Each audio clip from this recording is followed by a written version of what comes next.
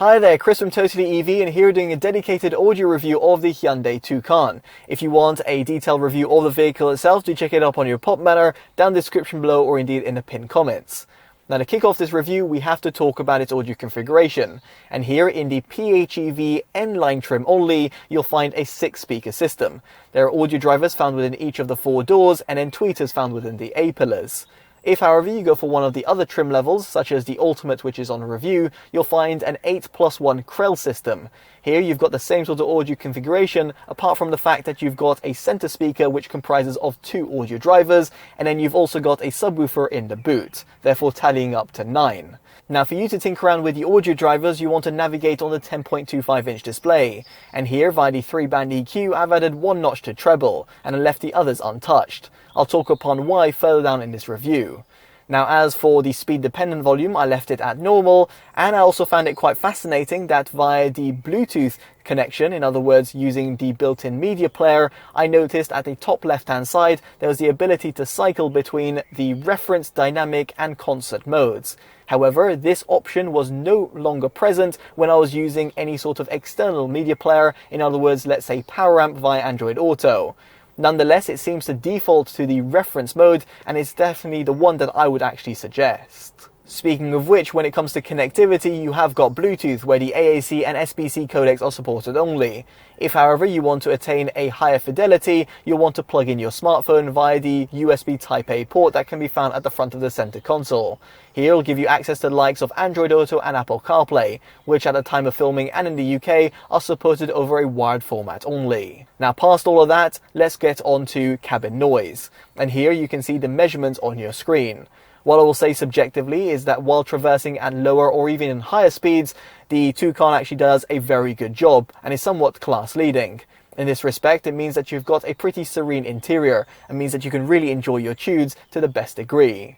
Now, all of that in mind, let's get on to an audio demo, which I appreciate is not going to be ideal over YouTube nor using my microphones, but will give you a little bit of a taster.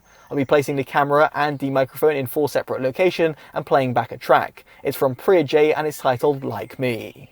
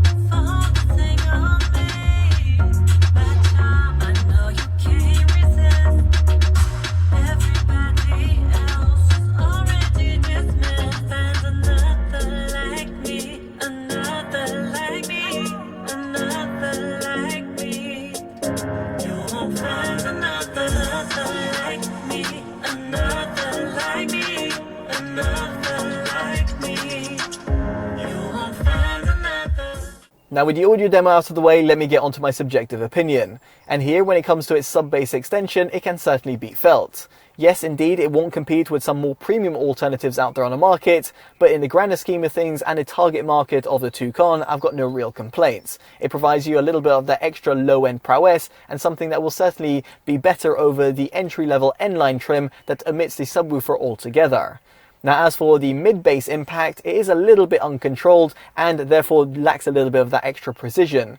But still, it gives you a really hearty sound and will certainly keep a lot of people excited, including myself, when I was listening back to, let's say, R&B or DnB tracks.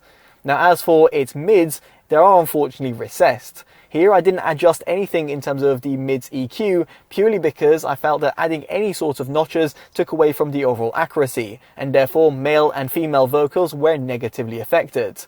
As such, I just had to expect that there is a little bit of a V-shaped sound signature, and therefore won't keep me as engaged if vocal tracks are my top priority.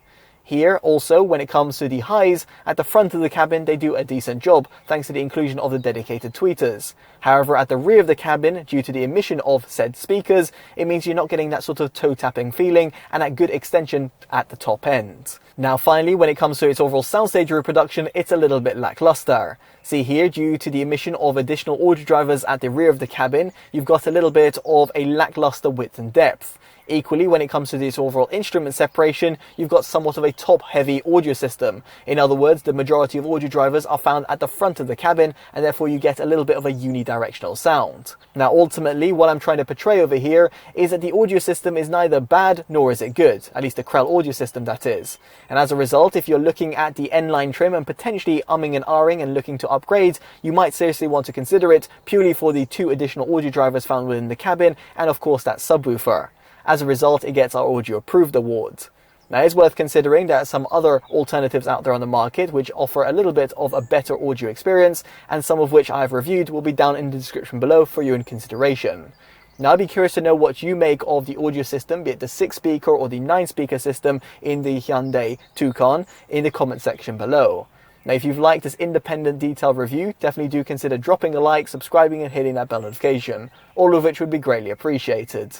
As such, I've been Chris from TotallyEV, and I'll hopefully see you in the next one. Take care of yourselves, and goodbye.